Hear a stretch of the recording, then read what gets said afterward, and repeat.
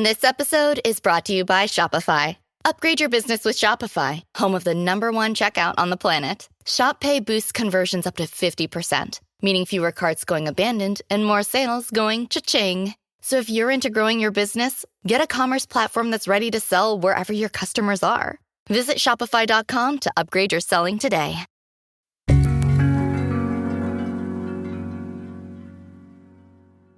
Hey everybody, another bonus for you today. So years ago at this event, I met journalist Janae Desmond Harris, and I liked her very much. Later, I was honored when I found out she's a listener of the Love Letters podcast. Not long after that, I was thrilled to find out she was taking over Dear Prudence at Slate. This person I admired was becoming a fellow advice columnist. This summer, she asked me to be a guest on her podcast, Dear Prudence. I said yes, of course. We actually recorded on my birthday, and it was a very good gift because we answered reader questions together. And my favorite was from a person whose partner had grown a really ugly mustache just in time for their wedding. Perfect for pictures. Anyway, I thought it would be fun if I shared the Dear Prudence episode with you. I hope you enjoy her as much as I do. And more new stuff from us soon.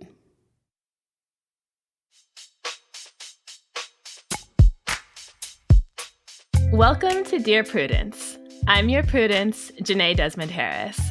This week, we'll be responding to readers' dilemmas about commitment, wedding locations, and ugly mustaches, specifically whether you're allowed to make your fiancé shave one off. Here to help me out is Meredith Goldstein. She is an advice columnist and features writer for the Boston Globe. Her advice column, Love Letters, is a daily dispatch of wisdom for the lovelorn that's been running for more than a decade. She also hosts the popular Love Letters podcast, which is one of my personal favorites. And the reason I know her, I think, is that I just sent her a creepy DM out of nowhere telling her how much I loved it years ago, before I knew I would be in this business. Anyway, her books include the memoir Can't Help Myself, Lessons and Confessions from a Modern Advice Columnist, and the romantic young adult novels Chemistry Lessons and Things That Grow. Welcome, Meredith. Hi, thank you for having me. So before we get started, I want to ask you for one piece of unsolicited advice, just anything you want to get off your chest. Lately, I've been taking lots of naps, and then I feel bad about them. But my advice to myself and to everybody is never feel bad about rest. It's something I need to get better at, but let's all just nap a little bit. I think I learned this when I started working from home. Like the mental clarity you have after a 20-minute power nap is just amazing. It's so worth the time you miss napping. But you can't use that mental clarity on Twitter or TikTok. You gotta get back into work when you wake up. Yeah, no shame for getting the sleep you need. It's funny because you mentioned before this that you were going to a wedding and you might have advice about wedding toasts, but I guess you changed lanes. Well, I did because I have been fully coming back from this wedding in Ireland. I was like, why am I still tired? I did get 8 hours of sleep. And then I was like, oh, it's okay if I'm jet lagged and just a little useless because I'll be more useful. So, yeah. Well, it's all connected. Okay. And you do have a chance to talk about weddings twice later in this episode. I think I might. Yeah. Okay. Meredith and I will dive into your questions after a short break.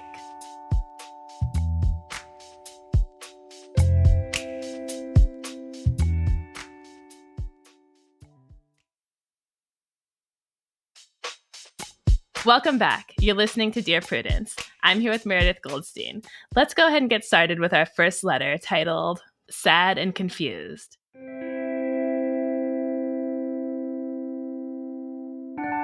What are relationships supposed to feel like?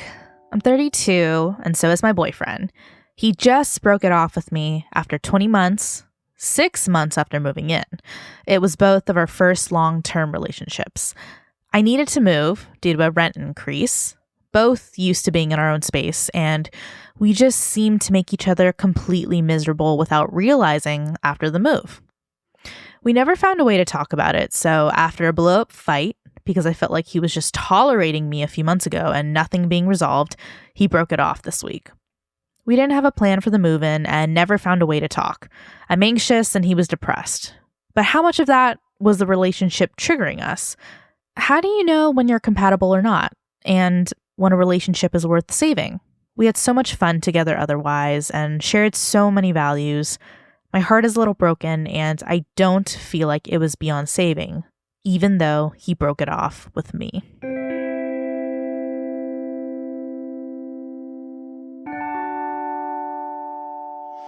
I felt like he was just tolerating me is the line that really stuck out to me because I've felt that way before. And it's one of the worst feelings in a relationship. And I feel like there's no coming back from it. This one was hard to read, hard to hear. I do wonder, I have had some friends who moved in with someone. They made each other miserable. They realized they weren't ready. They moved out and then moved back in years later. Really? I don't know maybe if those are just anomalies, but it sounds like these two people did not have a plan for communication, were not ready. And just because, I've been thinking about money a lot lately because that's our podcast theme. And so many people move in because of leases, not because of readiness. And so, this relationship sounds like it's over, but I think there's a lesson there. And like, well, maybe roommates for another year until you feel like you could tell your partner anything, like even if it's critical. It just seems like this was a move they were not prepared for. That's so interesting. I've always thought that if living together didn't work out, you just had to scratch the whole thing. It never occurred to me that you could kind of backtrack and take a step back and start over. I will say that the friends I know that's happened to, well, actually some of them, it was when they were older, or maybe they've realized, oh, well, we need a second place. And of course, like there's the privilege of affordability. Is that even affordable, right? Like, but again, even if it is sharing space with somebody else, I think if we were all honest with each other, we'd probably say, oh, I might need a little bit more time. I might need a little more space. And, there are some couples I know that were sleeping over at each other's place every single night and were basically living together before they did that. But it does not sound like these people fully knew what this was going to be like. Absolutely. I think not to do a huge generalization, but the right way to move in together is when you're already basically living together and paying 2 rents and you just formalize it. A rent increase separate from any sort of like emotional development, probably not a great call. No. I mean, the question about how do you know if you're compatible, that's such a big one. I mean, I always say I think it's tough and compatible feels different to different people. I think everyone has different standards for how they want to feel in a relationship. Some people have a much higher tolerance for distance or for feeling irritated with each other or for conflict. So it's not the same for everyone. But I think that at a baseline, you should generally feel like this person is making you happier than you would be without them. So what they're adding to your life is more than the stress of whatever tension or whatever conflicts you have. I like that. Yeah, thanks. Oh, one other line was, I always wonder what people mean when they say they share values. It's sort of something people always throw into letters about how great the relationship was or is before they tell you the bad part. I mean, what does sharing values even mean? It seems like a very low bar for relationships. Is it like honesty, integrity, family, faith? Who doesn't really share some values? I don't think that's enough to get you to a point where you should make this the person you stay with. No, I think some of the questions that come up as I get older are like, well, what if a family member needed to stay with us? Like, would you be open to that? Or like, let's say you had some extra money. Would we treat ourselves? Would we put it away? Or like, how do we maintain our friendships? That's a big thing for me because, I was single for so long and I'm still unmarried. And my friends are such a big part of my life that I would never demote them for a partner. So like, is a partner going to be okay with the fact that I'm constantly checking in? Right. And people are, so like, those are the values that seem more specific to me, that other than like, we all want kindness. It's right. Like, okay, totally. Okay. Like, sure. Like, let's not betray each other. But like on a random Tuesday, what do you want it to look like? You should be a premarital counselor. I don't know about that. Having never been married, like what do I know? Oh, you know a lot. I had not thought about what values mattered most to me much when I was uncoupled because they were just my values. I assumed everybody had them. But then you start thinking, well, some people wouldn't move for a partner. Right. And what would it take for them to do that? It's, you got to come up with your own list. But it just, with these two people, it just seemed like they were so not ready communication wise to face big challenges. And like, that's okay. It's probably for the best. It maybe sped them along to a a place where they can really grow by themselves and hopefully with other people. So if we take the letter writer at her word that they shared values and they had so much fun together and living together didn't work and she felt like she was just being tolerated, I mean, what do you think? Is it worth working on at all? I was a strong no coming into this, but hearing about your friends, I'm like willing to change my mind a bit. So in one of the cases with friends, hopefully they're not listening, or at least they know I'm not calling them out specifically. And it's a good thing. Even when they moved out, they kept really wanting to see each other and spend time with each other. So that was a sign to me that I'm like, oh, well, they love each other's company. They just haven't figured out this like system that would be catered to them. So if both people are like, well, clearly we don't want to lose each other. We have to figure out a method that works. Like, yeah, that's something to work on. But I don't know in this case necessarily. It's tough to say, but you need two people who are pretty excited and on board to find a different path. Right. Also, it's not actually an option on the table because he broke up with her, right? There was a breakup, yes. Yeah. So it doesn't actually matter that much whether she thinks it's worth working on. Like, obviously, he broke it off. And I think her real question is, how should she feel about it? So is it like, okay, this was a learning experience, we weren't compatible, or this was a mistake and I have to work to get him back? And I never think you should have to push too hard unless you made some big mistake that you need to make up for. I don't know. I always remember talking to a therapist like years ago about a relationship that was ending or had ended. I've written about this in the column. And I was like, what if he was my soulmate? And she goes, well, if you believe in the idea of a soulmate, like what would that look like? And I said, well, I don't know. I guess things would just work, you know? Wouldn't things just kind of work? If there was an idea of a soulmate, you wouldn't have to fight for it. You wouldn't have to battle. You wouldn't have to push and pull. And so that's what I always advise people is that if this was meant to be, it would probably be without like a whole lot of back and forth and a whole lot of forcing it. I completely agree. A soulmate would not be this difficult. And I will put a little asterisk and say that the couples I know that moved out and moved back in, they never broke up. Okay. So they changed their living arrangements, but they never fully said, I don't want to look at you anymore. They just said, oh, this isn't working. So the fact that these two people were willing to let go of each other, yeah, it's a learning experience. You're like, oh, next time it will be a little different and I'll be different and another person will be different. And I'll say some stuff maybe I didn't say before. It's, it's just a lesson. And I think it's always okay at the end of a relationship, which is always hard, to comfort yourself by saying, maybe one day when things are different, we'll get back together. And it's always possible. You know, the letter does say I was anxious and he was depressed. So maybe in a future universe where both people like have their mental health more under control and are feeling better, they run into each other at a coffee shop. Everything just clicks. It just feels easier. They want to be around each other. She feels more than tolerated. She feels, celebrated and embraced. You never know. Just keep that in your mind to comfort yourself. Do I think it's going to happen? Not really. But it's okay to keep that open as a possibility. Yeah. Love that. Okay. Our next question is titled, I mustache that to go, which I can't figure out the play on words. Is that a play on I must ask that to go? I think so. I mustache that to go.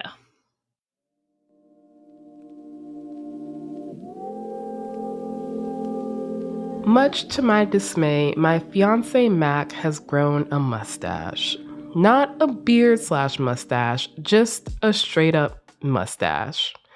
I absolutely hate it. It looks ridiculous, but I understand it's his decision, and as I wouldn't want him telling me what I can or can't do with my looks, I let it be. However, we're getting married in a month. I recently joked with him. Yes, I'm fully aware I wasn't actually joking, but I was trying to bring it up in a lighthearted way about how I'll have to go through the regrowing process after the wedding. He looked at me in total seriousness and said he wasn't shaving it off for the wedding. Prudy, I really don't think I can take that. I don't want to be staring at his mustache at the altar, and I sure as hell don't want to be staring at it in our pictures for the rest of our lives. I really don't think I'm being unreasonable expecting him to shave it for the wedding, but I need a neutral opinion. If I'm not being unreasonable, how do I approach this with him?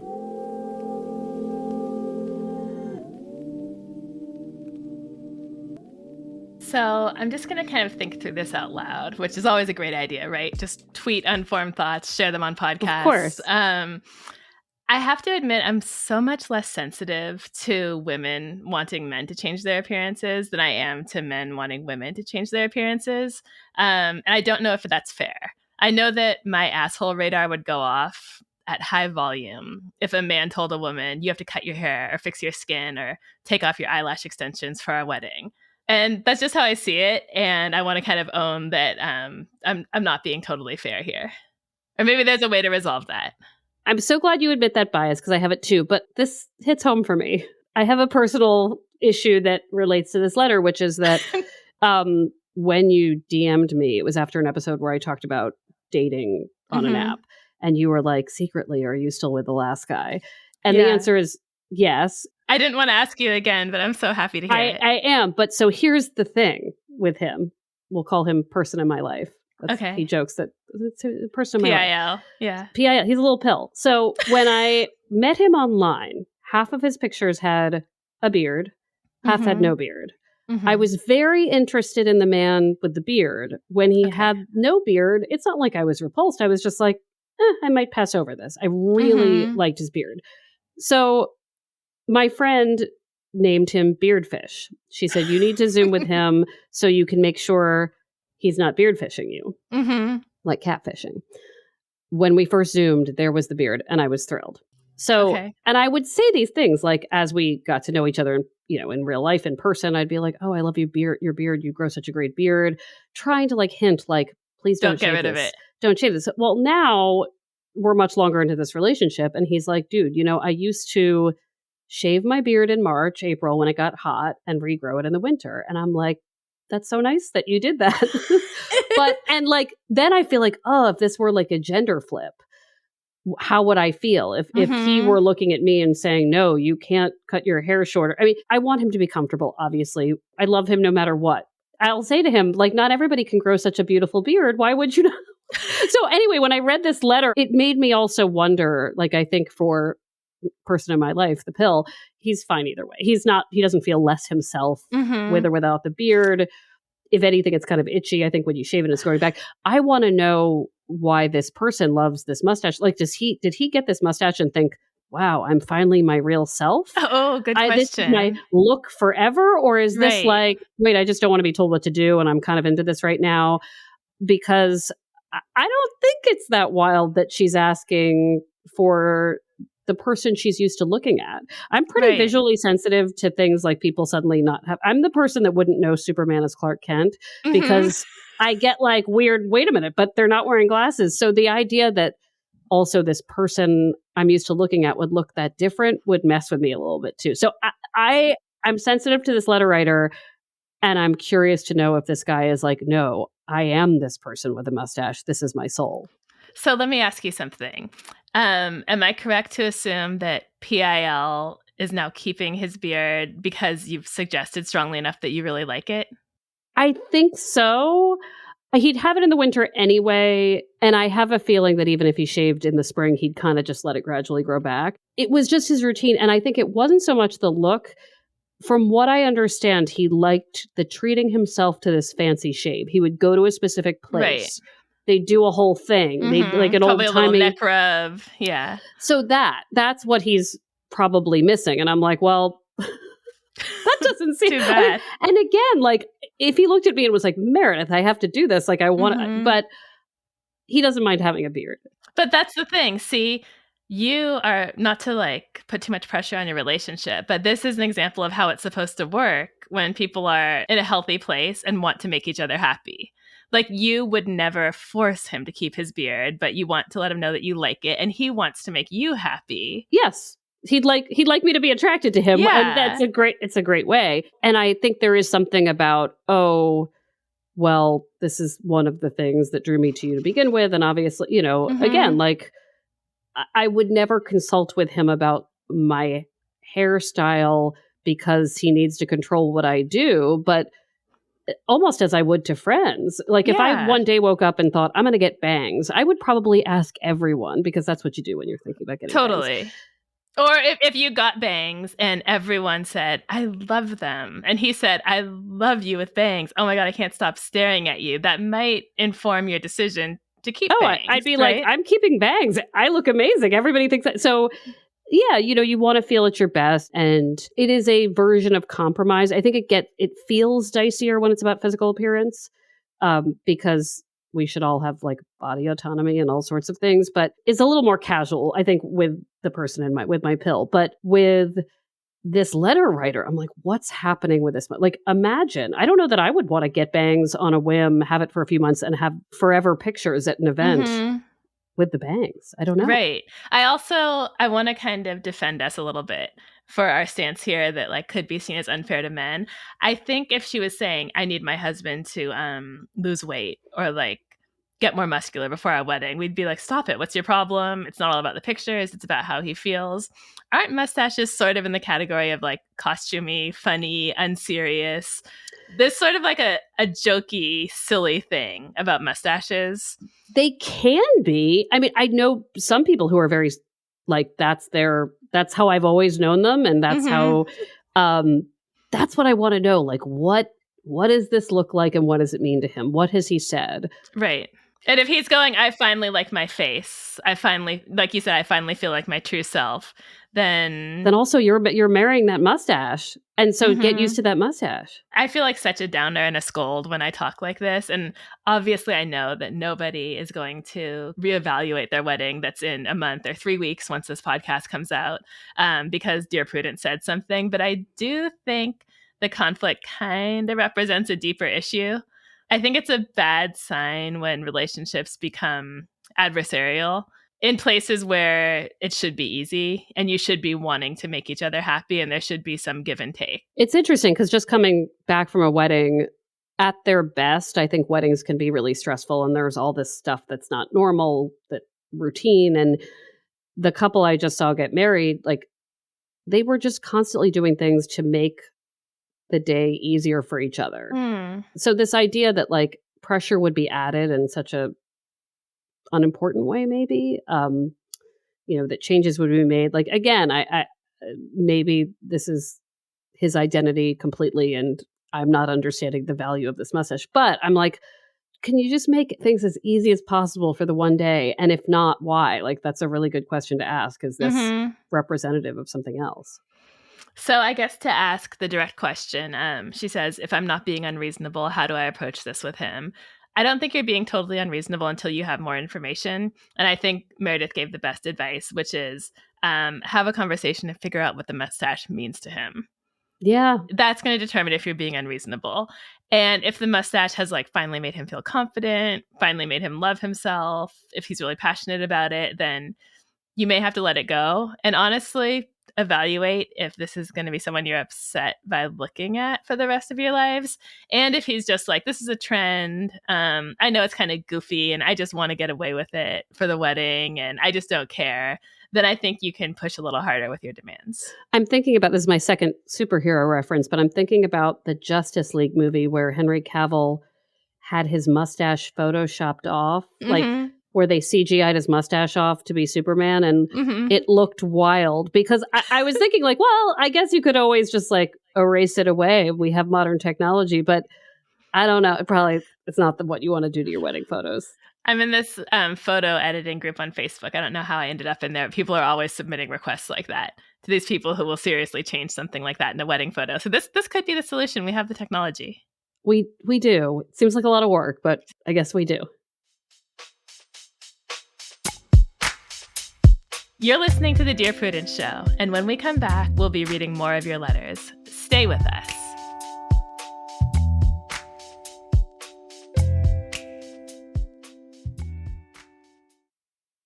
Can't get enough Dear Prudence? Then you should definitely join Slate Plus, Slate's membership program. You'll get to hear me answer an extra question every week just for members. With your subscription, you get ad-free listening across the Slate network and unlimited reading on the Slate site, including all Dear Prudence columns, past and present. Go to slate.com/Prudie Plus to sign up. It's just $15 for your first 3 months. Again, that's slate.com/Prudie Plus. Welcome back to Dear Prudence. I'm here with my guest Meredith Goldstein to answer your letters, and the next one is titled Peace Over Commitment. My girlfriend and I have a long-running conflict over commitment issues. Due to biological clock concerns, we're both 41, it's important that we marry and start our family quickly. However, there was an early miscommunication. I told her I didn't like texting or calling and wanted to know how many times per week she needed me to do this. Well, this caused my girlfriend to feel as though she would be bothering me if she called or texted me, so she left it up to me, and since I rarely did, she took this as me not being that into her, leading to us starting right out on the wrong foot and causing her anxiety over my lack of commitment. She tried breaking up with me 9 months into the relationship. I was blindsided by this, but we talked it out. It all came down to the egregious miscommunication about calls and texting. However, after that day, she never stopped bringing up the beginning of the relationship and just let things be good. I told her to just let it go and show me things could be good since there was no doubt in my mind about the relationship, ever since she tried to break up. This leads to repeated and heated discussions wherein I feel attacked and she cries hysterically, which in turn causes me to feel less certain about the relationship. She claims she feels as though I'm making her prove herself to me and I should just commit so she can feel peace about the relationship, which would give me peace since she wouldn't have to bring up the conversations about my commitment. However, I can't do this until she shows me that she can stop bringing up the past and stop arguing and being so emotional. She'll agree, and then we'll have a good day, but then she'll break down thinking I may leave her no matter how good she is. She's seeing a therapist, consults with a psychiatrist who prescribes her meds, and has started DBT. But despite this, she's now demanding I commit or leave. We were arguing about this all the time, and I decided to leave as I'm not happy with how this relationship is making me agitated and act out towards her. She cried when I told her this, and I agreed to get back together with her in a few months. We're broken up for now, but when she's completely healed her mental health so she won't be so emotional, demanding, insecure, and have BPD tendencies. Those are her psychiatrist's words, not mine. I believe this could save our relationship. However, we still have to get through the resulting conundrum that is, she feels she needs commitment in order to give me the peace I seek in the relationship, and I need peace in order to give her the commitment she seeks. We both love each other deeply, but this conflict is causing a lot of damage to the relationship, to the point where we don't know how to move forward successfully. I want to save it, but she's going to have to demonstrate that she's better. And she says I'm asking too much. Am I? All I want is for her to let go of the past, stop arguing, stop being insecure, and just let things be good. All I want is for her to be a different person with different feelings, different mental health, and a different communication style. That's all. Yeah, no big deal. Boy, do I want these people to stay broken up. Right? I wrote in my notes, wait, hold on, it said, it is important that we marry and start a family quickly. I said, actually, it is not. It is, and I get it. I don't fully get it. And sometimes I wonder if my opinions about this come from a place of loving kids but never having wanted them, where maybe I'm not being thoughtful enough about that pressure, but you don't win by doing those things with someone who is actively making you miserable. Mm-mm. This is not a good match. And I get the chicken and egg of it all.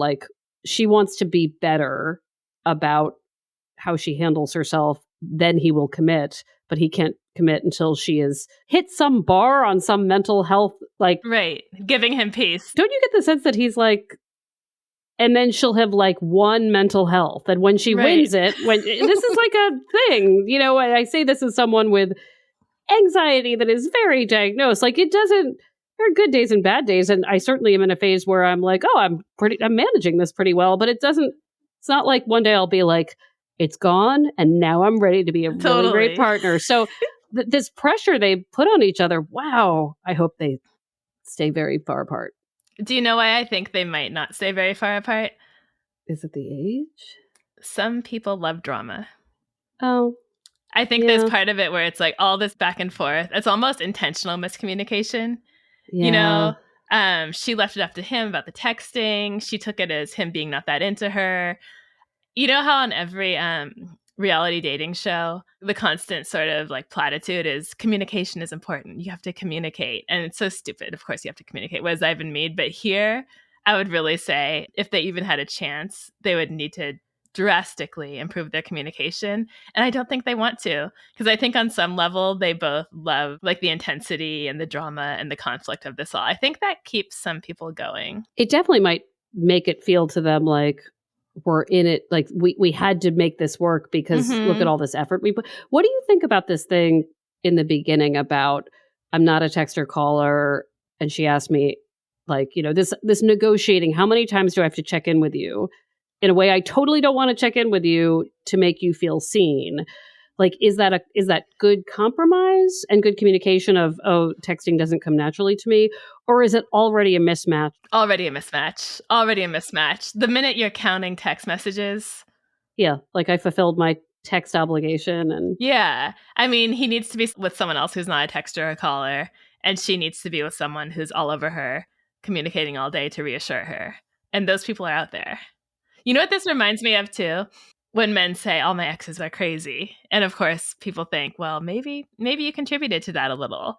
I mean, I'm not saying she doesn't have her own issues, but he's absolutely triggering and exacerbating all of them by not accepting her, not just by the not texting, but a total lack of acceptance is actually really painful to her. I do wonder, like, if she is also this idea that they have to commit. He has to commit. Is it that he seems to have one foot out the door, which now he does, or when they both made that pact in the beginning, we got to move on this fast, if all of this is a timeline that is just unrealistic. So she's saying, love me, be in love with me, be ready to have kids with me, be ready to commit to me. And he's saying, well, that actually feels a little off. That is, this was, I'm sorry to say, a little bit doomed. But I like your thought about the drama, because if so, maybe they are a perfect match. I always feel like, I don't know if you feel the same when you look at your inbox, but when the letter is so long and there's so much back and forth, I'm like, you enjoyed writing this. Yeah, and it was probably like the fifth draft. Yeah, totally. I'm going to bring up something from your distant past, not your personal life, not PIL. I think it was 2018 or 19. You wrote a reported piece on breakup summits. Yes. So these events that were being held for teenagers to help them think about what it means to break up, how to handle a breakup, how to recover from a breakup, how to do it without hurting the other person. And sometimes I really wonder if more adults had those, if they would feel more equipped to just end things that are pretty clearly not working. It seems to me that a lot of people feel breaking up is not an option. I was obsessed, and still am, with this seminar they give to some teens in Boston. It's like a Boston Public School public health program. And sitting through these seminars with these teens, I was like, I never learned this. To have somebody say to you, when somebody dumps you and you don't know what's coming and you're rejected, it feels like the end of the world, really. Like, it feels that bad. And to be instructed with that, I was thinking, oh my gosh, all the violence that this would prevent, of just being able to recognize and deal with the feeling. I think what you're saying is also incredibly important. This idea that letting go of someone or changing your relationship with them isn't a failure. Like, it's not a failed relationship. It's sort of run the course of the relationship. And that to be able to let go without feeling like I have to squeeze this into something and make it work would be a gift.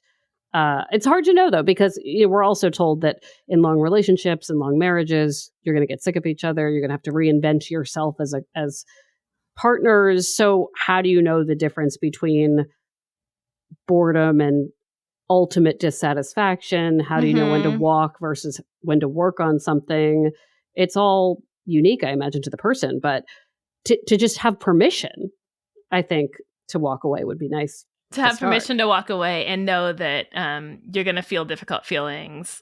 And also, like, that breakups happen even when you don't 100% hate the person and feel there's nothing there.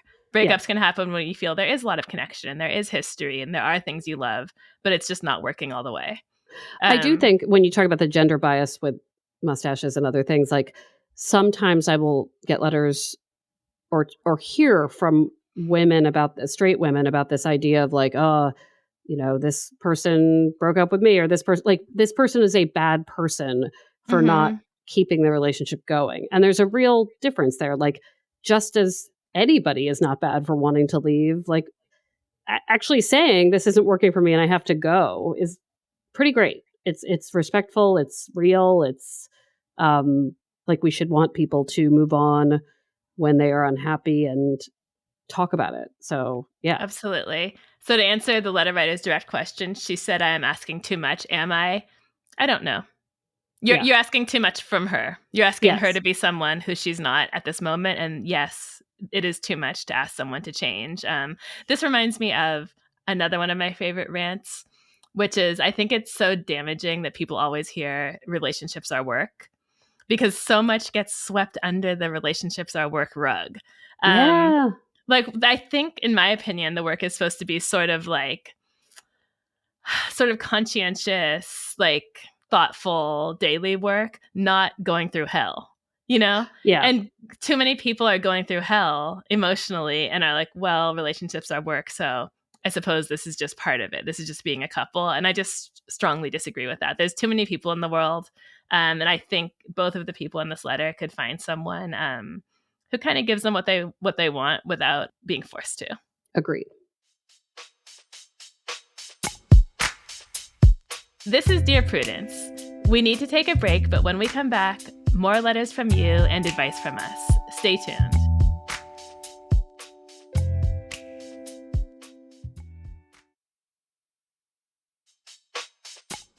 I'm Janae, and you're listening to Dear Prudence. Meredith and I are about to tackle our last letter for the day. You ready, Meredith? Yes, I am. This letter is titled Wedding Woes. My fiance and I are fighting over a location for our wedding. Our families live in different but adjacent states. I want to pick a place close to the middle so everyone can potentially drive there. She's arguing that her elderly grandparents will not be able to make such a long drive and that we need to have it in her hometown where they live.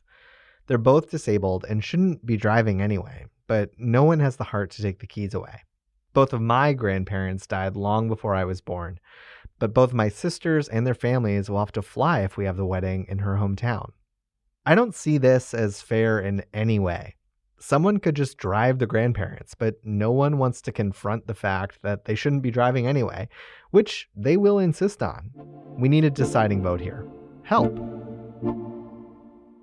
This is exactly what you were talking about, Meredith, when it comes to sharing values. Like, how much do we go out of our way and plan our wedding around elderly grandparents is a thing about which reasonable people can disagree. But you might want to be marrying someone who feels similarly to you. That said, I don't think this is something that can't be resolved. No, in this particular case, I think somebody's just going to have to be like, hey, grandparents, I happen to be nearby, get in the car. If you don't want to confront them about their driving, if everybody's too scared to do that. Also, people can get in an accident like 5 minutes from their house. I'm not sure that having it down the street is that much more helpful. Like, wherever you have it, somebody get the grandparents. No, get all the family who lives in that town to rent a van. Your cousin can drive. It's a shuttle. Love that idea. Yeah. Love it. And by the way, like, there was a van associated with a wedding I just went to, and the moment it showed up, I was like, yes. Yeah. Someone has planned for my comfort, and I don't have to think about how I'm getting to the next place. I love the van idea. It sounds like the bigger issue here is like, why hasn't this family confronted their relatives about driving? But like, let's focus on the wedding and not. That also, can be after. If they really are older and dealing with disabilities, who's to say what condition they'll be in a year from now or whenever the wedding actually happens? I mean, It could happen and they could be bedbound. They could have given up driving by then. It's such a long time, especially for an older person, that I don't think it makes any sense at all to plan around them driving. But I think one way the letter writer could approach it with their spouse, their future spouse, is to take the grandparents out of the equation and just actually think about where you want to have your wedding. Look at the venues in both towns, look at the stuff to do, look at the price, look at the decent hotels, look at the block room rates, look at the caterers and the cake makers, bakers, I guess they're called, who you like. Which place do you like better? I think there might be a clear winner that you would both actually be excited about, and that might help you agree. And it might be where the grandparents live. I don't think you can really plan a wedding around 1 to 2 people because they might be under the weather that day, even if they're just some regular guest. It's a big risk to take, and I love your idea of just saying, well, where would it be nice to get married, and then figure out transportation. Yeah. This letter reminds me of, have you ever seen like those heartwarming videos where someone's parent or grandparent is hospitalized or at the end of their life and the people decide to go have the wedding at the hospital bedside? Yes. It just makes you realize how much they had to agree on that, you know? Yeah. One person was giving up a lot.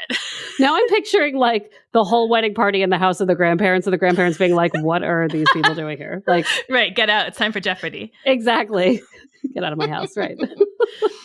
Anyway, go look for where the best venue actually is. And if it really is a tie, which I don't think it will be, you've got to identify a cousin who will simply drive the van. It's going to be okay. And also like deal with the bigger issue, which is keeping these people safe and other drivers on the road safe, please. Okay, those are all the questions we have for this week. Hopefully we've been helpful. We definitely had fun. Thank you, Meredith. Thank you for having me. Meredith's Love Advice column, Love Letters, appears daily on Boston.com and in the Globe's print edition every Tuesday, Friday, Saturday, and in the Sunday magazine. Do you need help getting along with partners, relatives, coworkers, or people in general? Write to me. Go to slate.com/Prudie. That's slate.com/PRUDIE. The Dear Prudence column publishes every Thursday. If you'd like to hear your question answered on the podcast, we are looking for letter writers who would be comfortable recording their questions for the show. You can stay anonymous. Dear Prudence is produced by Sierra Spragley-Ricks with a special thanks to Brandon Nix. Editorial help from Paola De Verona. Daisy Rosario is senior supervising producer, and Alicia Montgomery is Slate's VP of Audio. I'm your Dear Prudence, Janae Desmond Harris. Until next time.